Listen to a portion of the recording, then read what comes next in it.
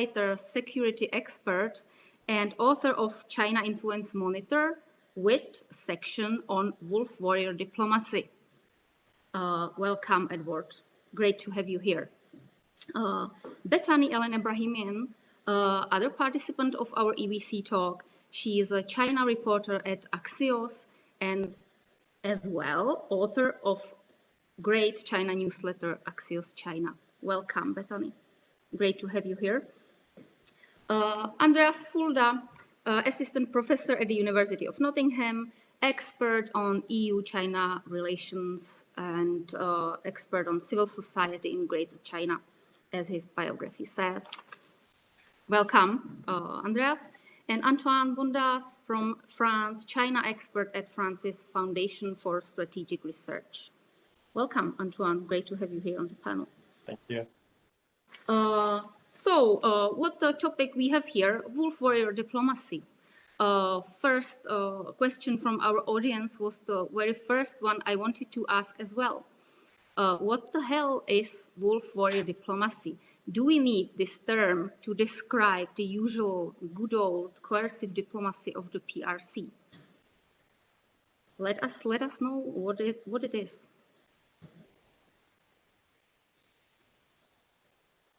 We'll start. I'll start. So I would characterize wolf warrior diplomacy as different from traditional coercive diplomacy because it often has a sort of individualized element, which is to say that individual diplomats, in addition to representing China and very carefully following the party line, in the past 2 to 3 years, there has been a bit of almost rather trying to build their brand.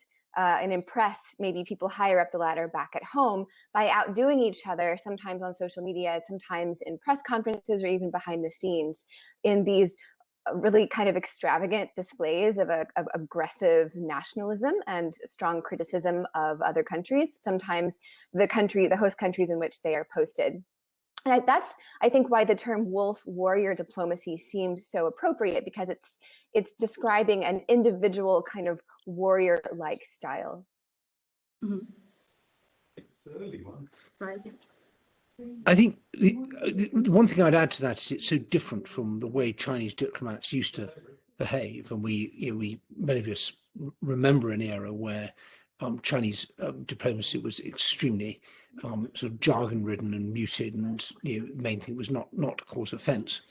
And so I think that's this sort of deliberate, in-your-face approach is quite new, and it reflects perhaps the idea that which many Chinese officials have said, that the West is in sort of decline and we don't need to be scared anymore. We're approaching from a position of strength. I suppose another thing that's is worth noting is it does come from this extremely popular film. I think actually Wolf Warrior 2 is the one that I'd recommend viewers to watch, but this is the sort of the Chinese version of Rambo, and a disgraced special forces soldier turns up in Africa and ends up going from being sort of anti-hero to hero. And I think that its popularity in China sort of epitomized this idea, which was very powerful in many Chinese minds, that China could be really powerful abroad, and that an individual could make a big difference, and that the West was both sort of sinister and ridiculous at the same time. Mm-hmm. Andreas, would you like to add something to this? Yeah, sure. I mean, I think wolf warrior diplomacy shows how the Chinese Communist Party links propaganda with psychological operation, psyops. And here I'm reminded of a truly excellent speech which former Deputy National Security Advisor Matthew Pottinger gave last autumn at the Policy Exchange. And let me briefly, please allow me to briefly quote Pottinger. He said, and I quote, "The party's goal is to co-opt or bully people and even nations into a particular frame of mind that is conducive to Beijing's grand ambitions." And he says it's a paradoxical mindset, a state of cognitive dissonance that is at once credulous and fearful, complacent and defeatist. And then he kind of concludes by saying, it's a mindset that on Monday says it's too early to say whether Beijing poses a threat, and by Friday says they are a threat, all right, but it's too late to do anything about it now, unquote. And so I've been quoting this because I think if we discuss the topic of wolf warrior diplomacy today, we really need to see this link between the Chinese Communist Party's propaganda and psyops. I fully agree with everything that has been said, and I would add that it's part actually of a broader communication efforts and campaign by the Chinese leadership that started actually years ago, when Xi Jinping, especially in August 2014, in a speech on external propaganda and ideology, asked actually the Chinese party and the Communist Party to better tell China's story and make Chinese voice heard abroad. And we have seen actually over the last few years the reform of CCTV that created CGTN, the use of the platform, including YouTube, to spread Chinese video, especially from CGTN, the use of Twitter as a mean of communication. And this is actually, once again, part of a broader communication campaign. Just to give you very, very simple data on that, in terms of Twitter accounts, in July 2020, according to my research, we had more than 150 Twitter accounts linked to Chinese officials, be they embassies, ambassadors, consulate, etc. Among them, more than 110 had been created between July 2019 and July 2020, most of them before the pandemic. So the pandemic was actually not the starting point. It was a catalyst of what already had started before. Second, if you see the activity, the dynamism, I would say, of some Twitter accounts, if you take the Twitter accounts of the Chinese embassy in France, they've multiplied by 10, so a tenfold increase of their activity on their own Twitter accounts, from 70 posts a month in December 2019 to 700 in May 2020.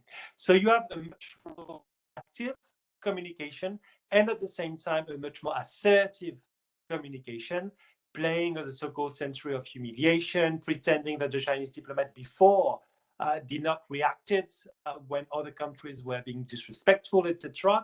And on that point, I'll be very, very, very clear. The Chinese authorities have always counter-argued. They have always defended what is perceived as China's national interest.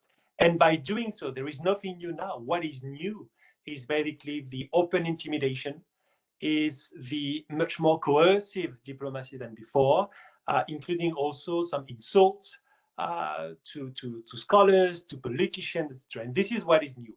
They are overplaying, and I fully agree with Bethany, because it's individuals overplaying the trends for their own interests.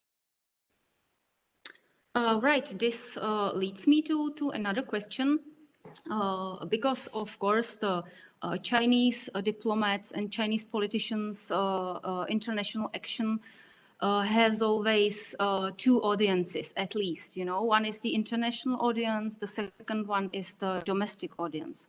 How is this possible that using the international channel, which is forbidden in China, which is banned in China, is spreading the most terrible image of China, you know, this aggressive, which is of course not at all pleasant to international public. What message should it exactly give us? What positive results should this perhaps bring to People's Republic of China? It's purely nasty, you know. I'll start with sort of engaging that question by looking a little bit at the history of China's foreign ministry. And for those of you who are interested, I really recommend a great recent book called China's Civilian Army by Peter Martin, who was a correspondent for Bloomberg. And he's written a wonderful, wonderful look at a very deep and very individual-based look at China's foreign ministry. And what you see is, you know, the ministry was founded and shaped by Zhou Enlai as a civilian army, which is to say that it has very, very strict discipline. And it has gone through, the ministry itself has gone through some very difficult and very paranoid and even violent times, including during the Cultural Revolution. So there's a history there of diplomats fearing for their future and fearing for their careers and even their lives and the lives of their family members. So as with any ministry in China, China's diplomats are not just trying to advance their own careers, they're not just trying to represent China's interests, they're also trying to protect themselves. We're at a time right now where there's some almost sort of like opposite forces. One of them is that it is absolutely true, and I think Anton mentioned this, China really sees itself, the Chinese Communist Party really sees itself as the victor of the coronavirus pandemic to a large extent. And they have recognized and identified this moment that in their minds is the moment when it's China's turn. The West is in decline, it's China's turn, and their rise is inevitable and no one can stop them. But that is combined domestically with growing political paranoia and a descent into a much more deeply authoritarian state and an inward turn.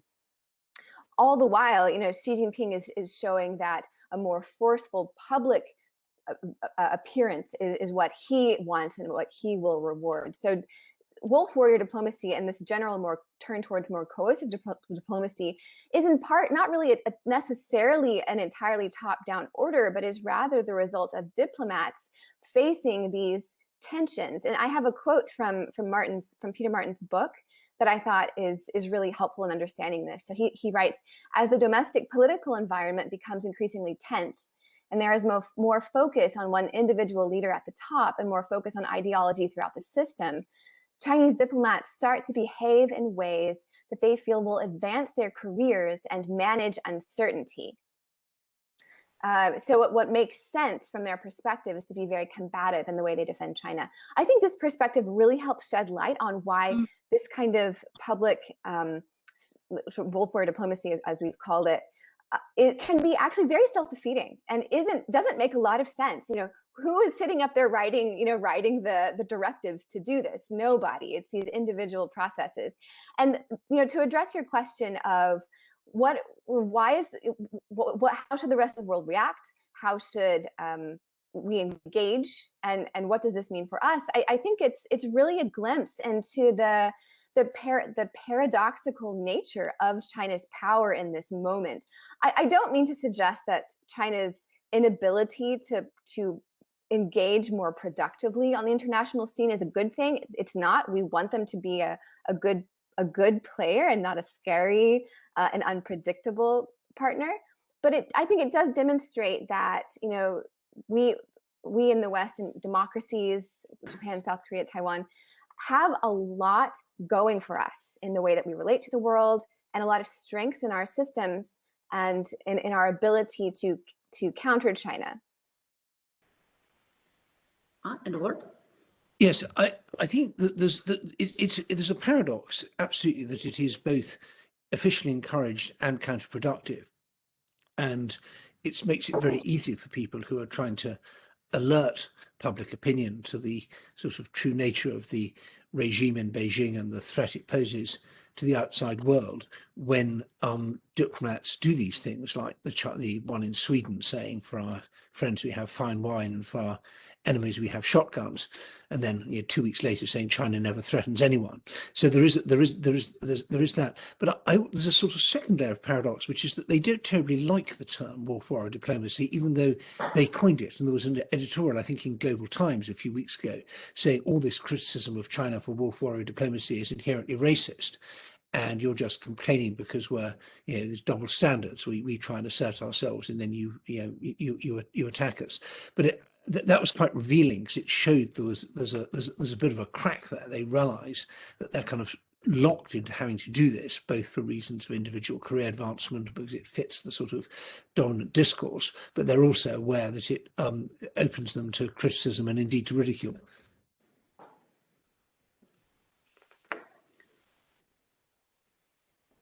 Right. So yeah, this perfectly makes sense. We just moved very quickly to the solutions and ideal behavior and ideal response from Western countries or whatever countries are targets of wolf warrior diplomacy. Let me just maybe dig deeper into the ideological background that is behind the wolf warrior diplomacy. I'm sure that someone will have ideas and comments on this. Oh yes, Andreas, please go on. Yeah, I think, if we talk about like the underlying issue that we're grappling with here is, and I do concur actually with what's been said already, the problem is that Western elites actually struggle to assert themselves with, themselves vis-a-vis mainland China's winner-takes-all conception of politics. So anyone who's actually lived and worked in China is aware that political culture in China is very cutthroat. When I have discussed political conflicts in mainland China with my Chinese friends over the past 20 years, my friends have often invoked the formulation 你死我活. That means it can be crudely translated into you die, I live. So it's kind of a zero-sum approach to politics. One could also translate that as I get 100 points and you get 0. So anyone who's actually lived and worked in China knows that this is a hallmark of CCP politics. To a certain extent, even like characterizes Chinese business practices. I think the big difference is now, indeed, we see this on the international stage, and people are shocked and repulsed seeing that. But this is, in that sense, nothing new, really. And so, yeah, as long as we have open societies with a free press, people will see this dissonance and will not like it. And that's why it cannot succeed in the long run, because in the 21st century, I don't think that people are up to embracing this particular type of political culture as a new standard. Right. Yeah. I really agree with Andreas with the idea of that's more conjuncture with what's happening because of the 100th anniversary of the party, etc. It's part of what is now Chinese political culture.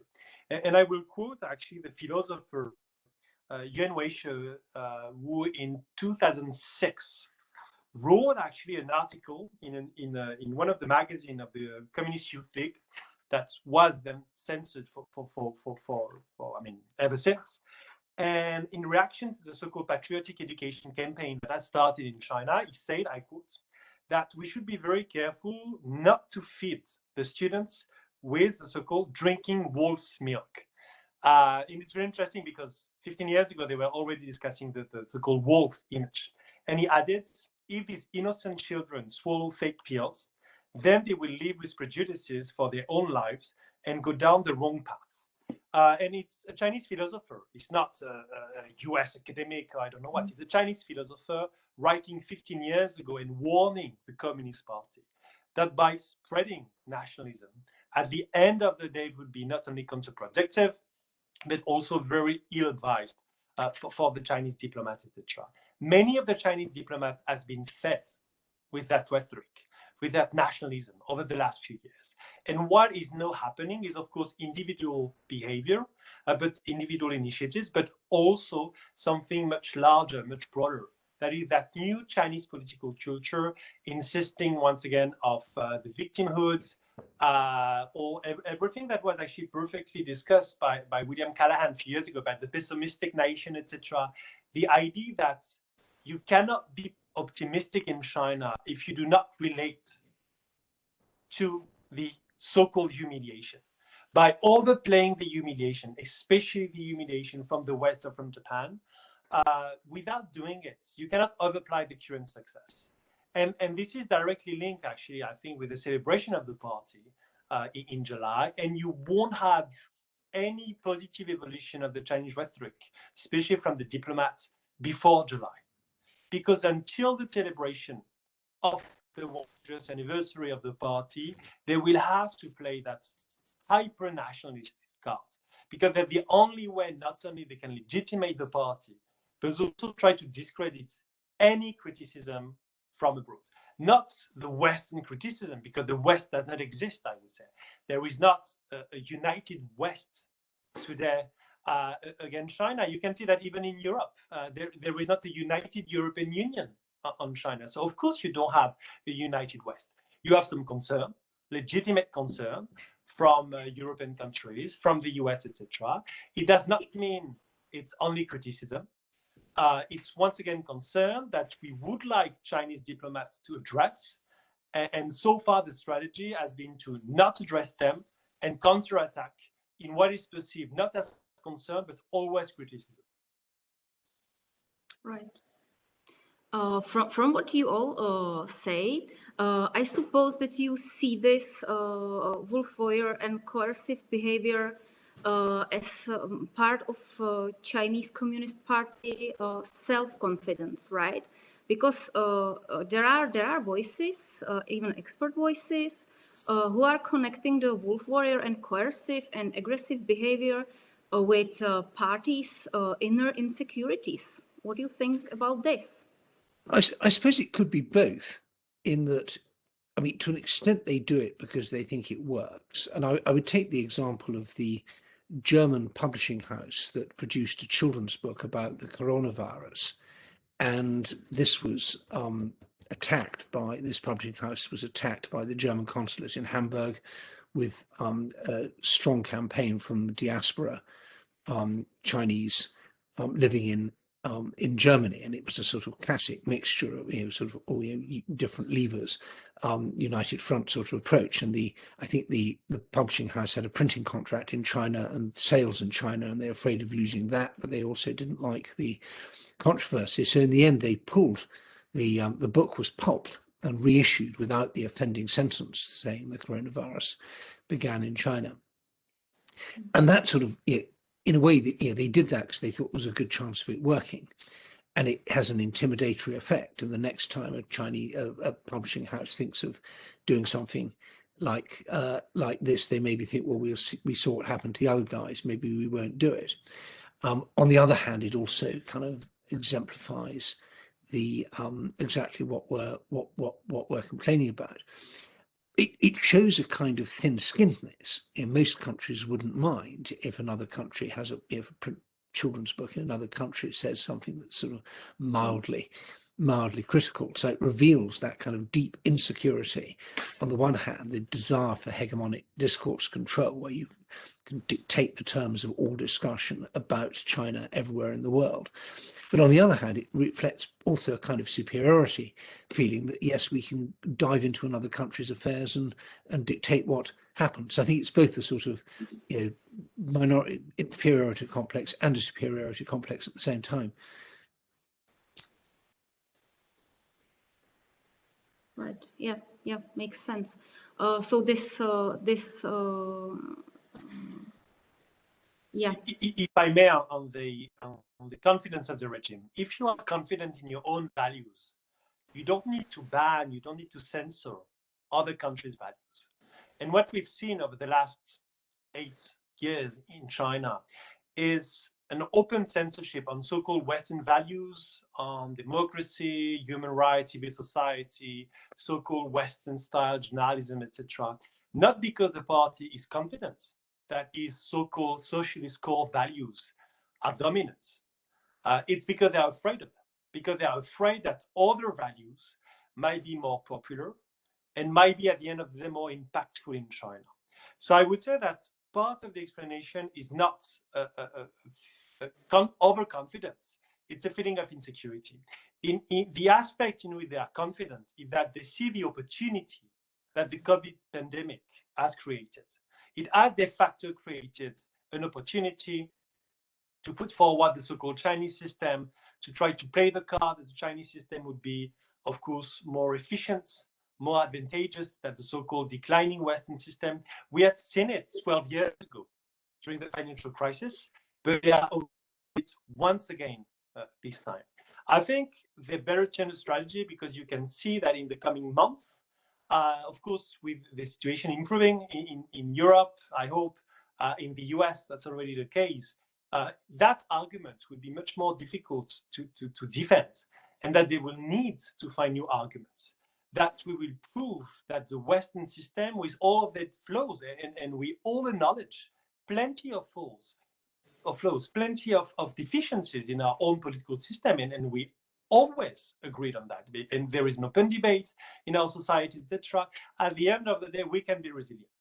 And that resilience will be, in my opinion, one of the strengths of the so-called Western social or political system, to show that we are resilient, that even facing with the world pandemic, even when we have made some decisions that were not maybe always the best one, we are resilient, we can start again, and we are still here with core values, etc. And we have not neglected these values. Right. Yeah. So again, this is something we all are interested in, maybe the most. You know, what to do with it, how to respond to Chinese coercive or even wolf warrior behavior. I have one question here from our audience, which is connected with this issue. And it doesn't matter that it's directly addressed to Antoine himself. Let me read the question. I have found the wolf warrior story of Mr. Bondas. Mr. Bondas, could you tell us more about the incident? How did it feel? And I think, you know, that we can just connect this with measures Western companies or Western politicians or individuals should take. What did help you? What helped you when you have been targeted by this coercive and aggressive behavior? Because it may lead us to the solutions we should promote, maybe.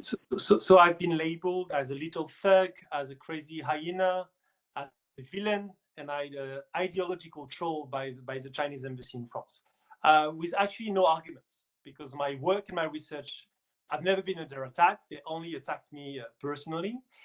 It was very self-defeating and counterproductive because I really think there were a consensus, even from politicians that are labeled as pretty close to China. So to tell you to the extent how counterproductive and self-defeating it was. I think that the first argument I would have is you have to answer. You have to counterattack on this attack, I would say. For me, the strategy was not, of course, to insult the embassy the way it insulted me, because this is not only impolite but counterproductive, but just to explain them that first, there is an open debate in France, you know, and this is what you're most afraid of, actually. There is an open debate on China. There should be an open debate on Taiwan. And of course, we are in free and open society. May you wish to participate to the debate, you're very welcome. If the Chinese ambassadors want to come to a debate, is of course welcome, and it will not be censored. But what we cannot accept in France or in Europe, in the US, etc., is from one embassy to basically censor a debate, to prevent a debate from happening, or to try to intimidate some people. And I think this is what is very, very important, is to always remind everyone that we should have public debates. This debate, of course, should be contradictory, I mean, with a diversity of opinions, and everyone is welcome, including the Chinese diplomats. But if the Chinese diplomats intend to either prevent this debate from happening or from just imposing their rhetoric, this is not going to work, because they are not in China, they are in Europe. We are, once again, in a free and democratic society, and everyone should be able to express themselves. And in addition, I would say what is very important when you have this kind of attack is not always for the governments to react. We all know that it's very complicated for the ministries of foreign affairs to always react, and it's most of the time not their job to do so. It's up to the civil society. It's up to the journalists. It's up to the scholars. It's up to the NGOs, and it's also up to the politicians to tell to some Chinese diplomats, not all of them, but some of them, that this is not acceptable. And something I think was a pity in France is basically for the French-China Friendship Group in the National Assembly of the Senate not to have said anything. They have not said anything. This is a problem, because this is directly on the French-China relations. We are not commenting Chinese internal affairs. We are commenting the words of the Chinese embassy in France, that is a guest of the French Republic, insulting some researchers, threatening some MPs, either senators or members of the National Assembly. This is something that is not acceptable. And as long as you do not say anything, the Chinese embassy is kind of winning. So what is very important, once again, is to remind everyone that there should be a debate. It should be a respectful debate. It should be a contradictory debate. And of course, the Chinese diplomats are very welcome to participate. And I've always repeated it. I will be very welcome to interact with Chinese diplomats, to take part of a debate with Chinese diplomats, etc. And once again, this is what's the key difference between what's happening in Europe and what's happening today in China. And we should not negotiate our values and the way we work on these affairs and on these issues. Mm-hmm. Yeah, I think this is very important what you said, that the reactions and the measures taken maybe shouldn't be just let upon the governments, but of course rely on the strong and resilient civil society. Yeah, I wanted to ask Andreas and Bethany. Andreas, about resilience of academic world, of China experts who are, you know, biased in certain way, and of course, please remember the question, Andreas, and I will ask Bethany, because media are in a very similar position in this way. You know, they are supposed to be objective, etc. But of course, they have to maintain Western media. Western media should maintain democratic values. So, what do you think is a good way of reporting about those incidents and eventually taking sides? Maybe Bethany, you can go first, and then I'll take the question later. Sure.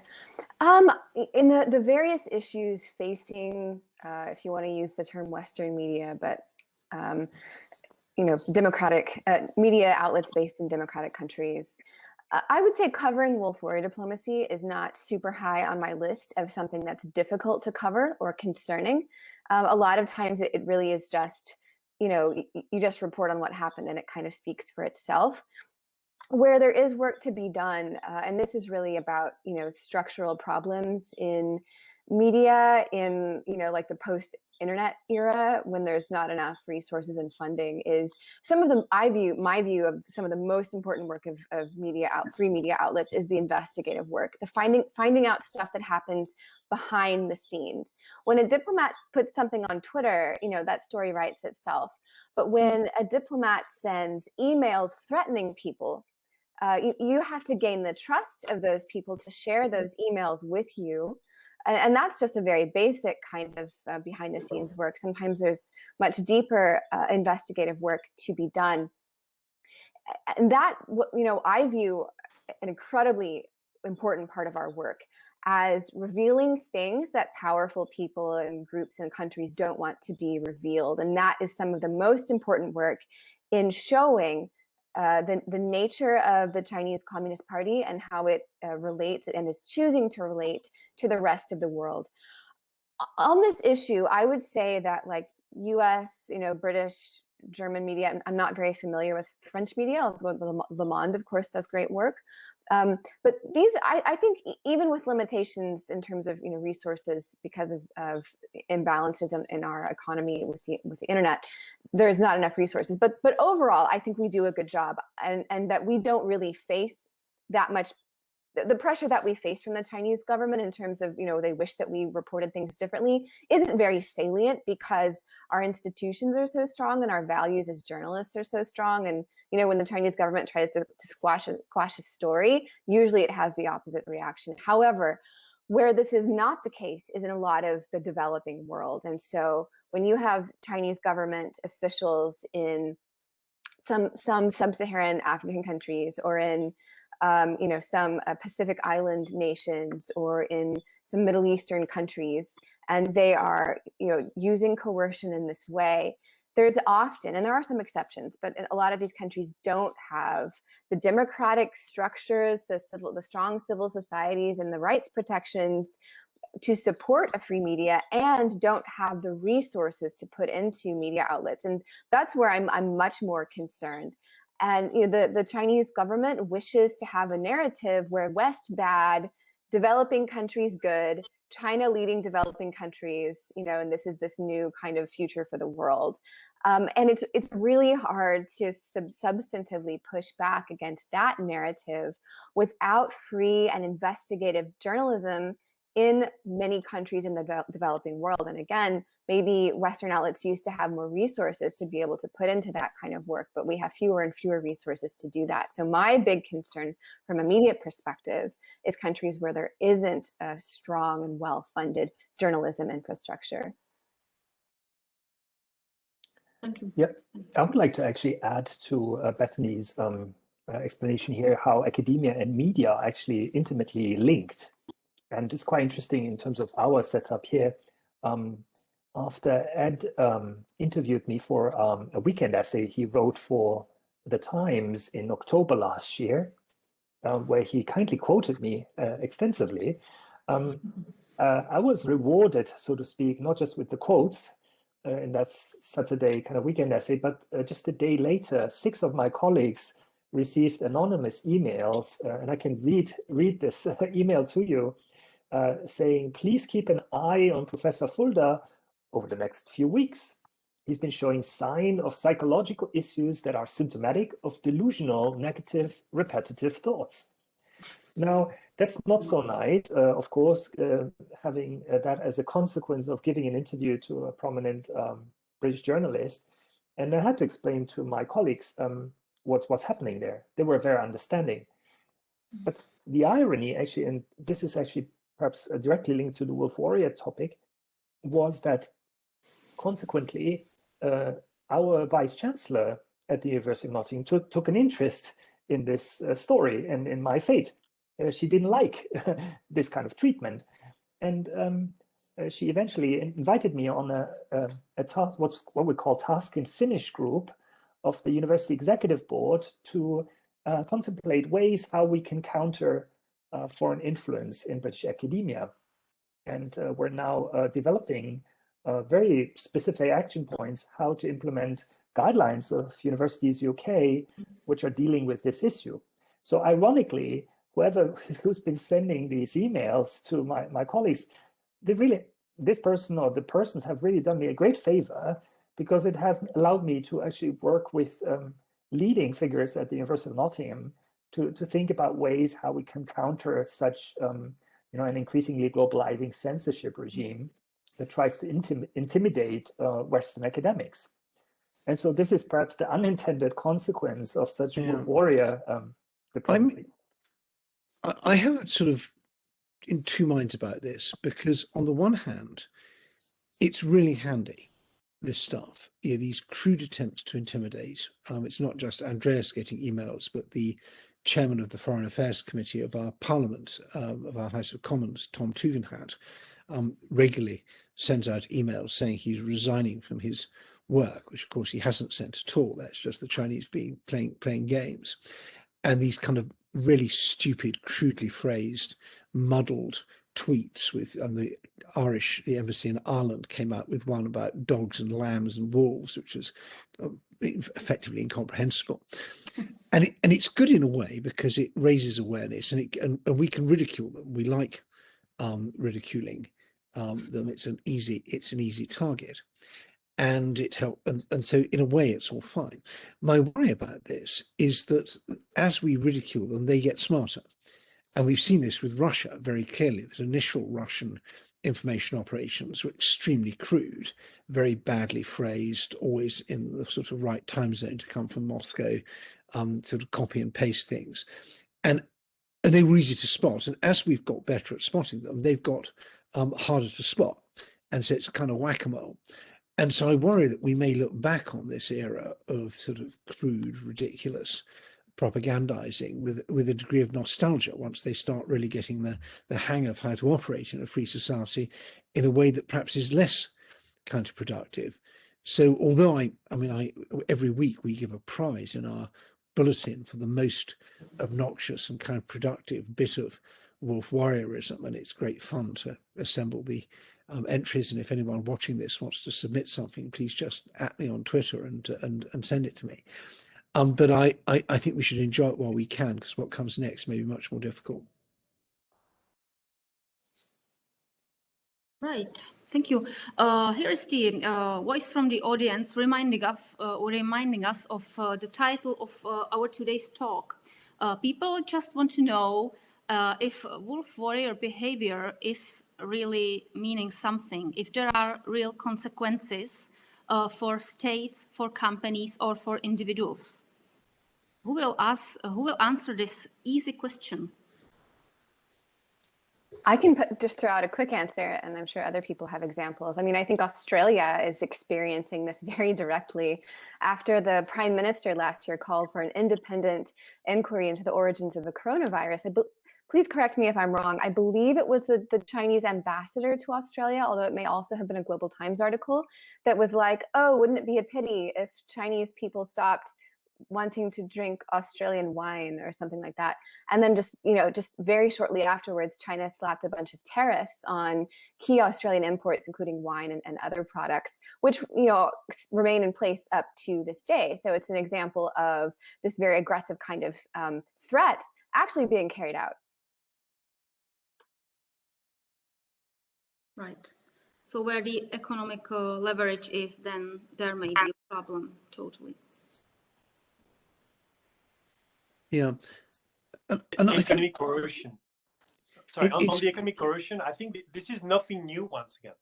If you take the example of Norway 10 years ago, if you take the example of South Korea in 2016 and 2017, this is nothing new. What is new now is the extent and I would say the systematic way in which China is using economic leverages. And in a sense, the Belt and Road initiatives was designed for that, was designed to leverage economic tools for political objectives. And when people for years has been focusing mostly on the infrastructure side of it, on the railways, highways, etc., the grand design was not about that. The grand design, once again, was using Chinese economic leverages for political aims. We see that in Europe. We see that in the communication of the Chinese authorities in Europe, the way they remind France that the Chinese tourists are the ones spending the most in France, the way they remind the German authorities that German exports to China are more important than the combined exports of France, Italy, Spain, Poland, Sweden, Belgium, and other countries altogether. And China is fully aware that its economic leverages are its best tool today. And one of the key objectives, once again, to kind of protect ourselves from this kind of economic leverages and wolf warrior diplomacy is to make sure that not only we do not depend too much on China, so it means diversification. It does not mean to stop trading with China. It only means to be more resilient, and to be more resilient means to be less dependent. And second, to have kind of coordination mechanism if one country is attacked. And what we felt with Australia to make sure was to better support Australia. And if tomorrow a European country is attacked, is sanctioned by China, we need to make sure that the other European Union member states will react in a very coordinated way. And this kind of herd immunity, herd security is what, at the end of the day, will deter China from taking these measures, because these measures will be not only counterproductive, but they won't be efficient in reaching the political gain and political objective they intended to. And I think we should pay particular attention to what's happening with Lithuania, because Lithuania has been very blunt, both in terms of highlighting the human rights abuses in East Turkestan and in its attitude on Taiwan and on Hong Kong and other things, and of course in pulling out of the 17+1. And it'll be a big test when the Chinese do decide to retaliate against Lithuania, whether we get proper solidarity. So I'd endorse that. The other thing I think is well worth remembering is that, as we know from looking at Russian influence operations, these usually have several strands. There may be an information strand, a diplomatic strand, an economic strand, as Antoine's just mentioned. And it's well worth looking at those in isolation. But the main thing is to think that there is an overall political aim here. And the bits you can see may not be the most important bits. The bits you can see may be a clue to what else is going on. And so I think it's, I would be happy if we were using the wolf warrior diplomacy as, if you like, a smoke signal that there's something else going on. Why is the embassy in this country being so active and perhaps the embassy in another country not? Does this mean that Sweden at the moment is a lot more interesting for the Chinese than, say, Norway or Finland or Denmark, for example? But I think we need to make the most of all the signals that were sent and try and interpret them in a sophisticated way rather than just saying, "Oh, look, there's another thing." Right. So we, of course, came to the conclusion about the measures and necessary things we have to do. It's like it's awareness, raising awareness, exposure of the individual incidents of wolf warrior diplomacy, solidarity, and of course coordination. Which is connected with destroying the economic leverage China has on many countries.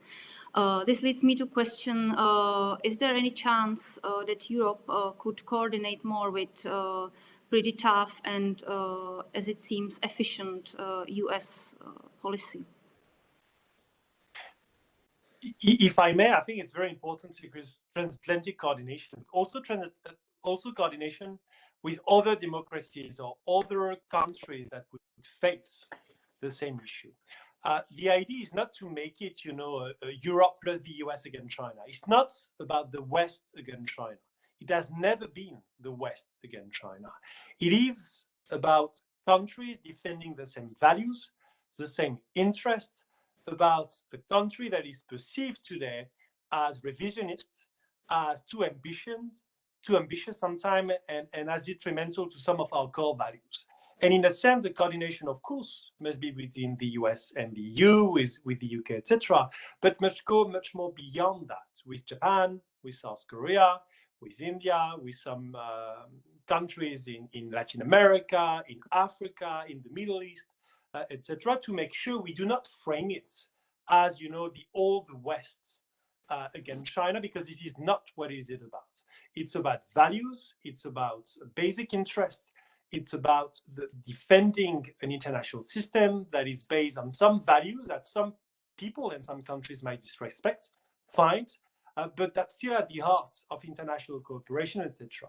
And in that sense, once again, transatlantic cooperation is, of course, key, but it should go beyond that with as inclusive as possible, including reaching and opening a hand to China. I would say that is, if you join these values, etc., of course you're welcome.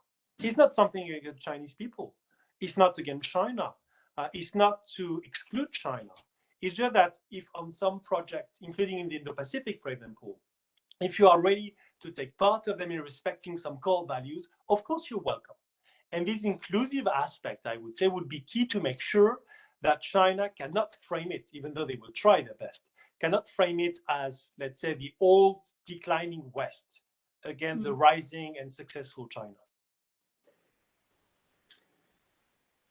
Right. We have another question from the audience. Maybe this will be the last one. Are there any developing countries who are target of wolf warrior diplomacy, or is that only strong democratic societies? It's connected with what Antoine just said. I can jump in on that real quick. Absolutely. And I love what Antoine said about don't let the CCP set the frame for our narrative. It is not China versus the West. It just isn't. And that's why I hate the phrase Western media, because there's other countries besides the West that have media. Shocking, I know.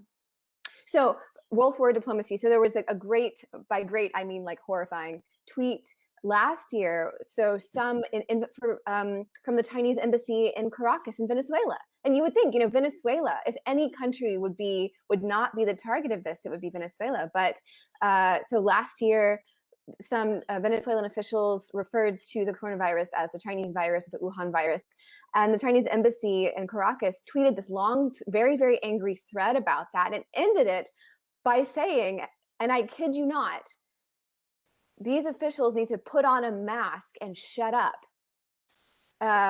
there have also been many tweets by, I think, quite a number of different Chinese diplomats, very, very rude, hostile towards India, Sri Lanka, all kinds of countries. And the Philippines recently. If you want to take a very, very current example, I would say the Philippines, that is a developing country that is not labeled today as a perfect democracy, far from that. That is being seen over the last few years are getting quite close to China, and yet China is attacking Filipino officials, because it's not, once again, about China versus the West. It's not even between authoritarian country and democratic country. It's about China being in some ways imperialist, in some ways, not always, but in some ways, and believing that the weaker party, the weaker countries can be bullied. And that's something that cannot be accepted, either from China or from any other country. Right. So we are approaching the end of our debate. Let me just ask you one quick question. In the foreword to our Wolf Warrior report, Edward Lucas wrote, "So watch the Wolf Warrior movies, but make sure we write and direct the real blockbuster." So, in your opinion, and 30 seconds each, what is the key thing our societies or all these non-Chinese societies could do to direct the blockbuster? Well, perhaps I should go first how we should direct our own blockbuster. I think one thing is end the climate of impunity. There have to be consequences for this behaviour, and whether that's diplomats being called into the foreign ministry for protests or being sent back or refused meetings, but we've got to get away from this idea that it's that this is consequent. The price of this is free. We need to absolutely, as Bethany was saying, watch out for poorer countries. It's quite easy to be brave if you're a Swedish journalist. It's much harder to do that if you're a Serbian or Sri Lankan journalist, where the proportionate weight of the Chinese regime is much stronger. And finally, we've got to tell our story better. We have a very good story to tell. We could actually make it better if we had some events that were good as well. But fundamentally, all this succeeds not really because China's strong, but because we're weak. And these are problems not fundamentally of means, but of willpower and coordination, and that lies in our hands.